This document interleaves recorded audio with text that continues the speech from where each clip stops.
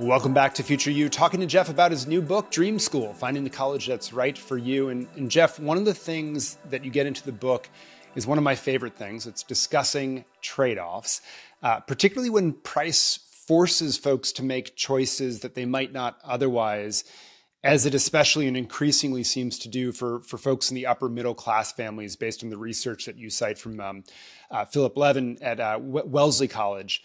Now, as you know, I've argued that trade-offs aren't a negative. They're actually a great way to really understand your priorities when you can't have it all, which is the case most of the time. But then you talk about how you were super intrigued, by the New York Times personalization, if you will, ranking system that they came out with.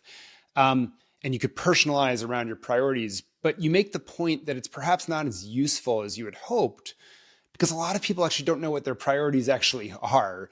Likely because they haven't untangled their true why for college from a lot of the noise and social proof and herd mentality at play, or maybe it's because you just don't know until you're a little bit later in the timeline, like right against the choosing process itself. But I guess given all of that insight, how do you recommend families actually make these trade-offs as they wrestle through the college how do you figure out what your Well, and I think are? this gets back to the title of the book, right? We think there's a single dream school, and that's not the purpose of the book, as I explained in the introduction, right? A dream school is not a single entity. It's not a type of school.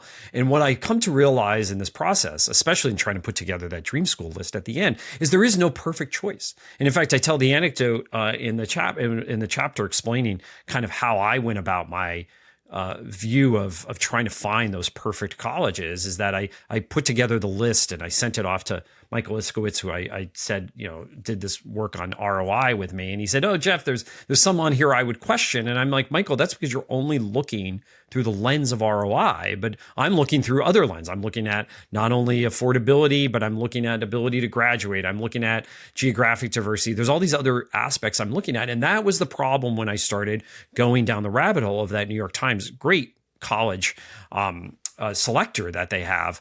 But it's kind of, you're constantly making choices, and you come to realize that in there you have to make trade-offs. You have to make trade-offs. So there is going to be no perfect choice, that no matter where you go to college, there's going to be some trade-off that you're going to have to make. And I think if families come to realize that very early on, and by the way, understand the trade-offs they want to make or are willing to make very early on, because I sometimes think that happens too late in the process, and the big trade-off is money.